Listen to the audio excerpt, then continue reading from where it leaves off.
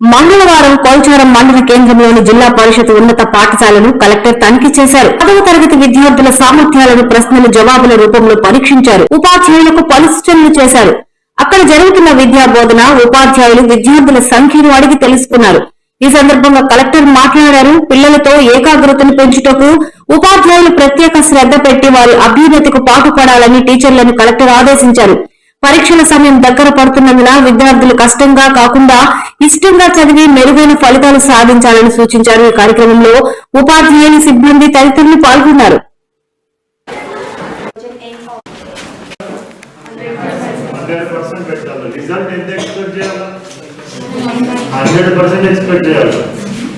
So నాకు 100కి 100 రావాలనేసి చదవాలి. మనం ఎప్పుడైనా కానీ 100కి 100 రావాలన్నట్టుగానే చదవాలి. సో అప్పుడు మనకి ఏదైనా కొద్దిగా తక్కువ వచ్చినా కానీ 90, 85, 70 అంతా ఆగుతుంది. మనం టార్గెట్ తక్కువ పెట్టుకున్నాం అనుకోండి.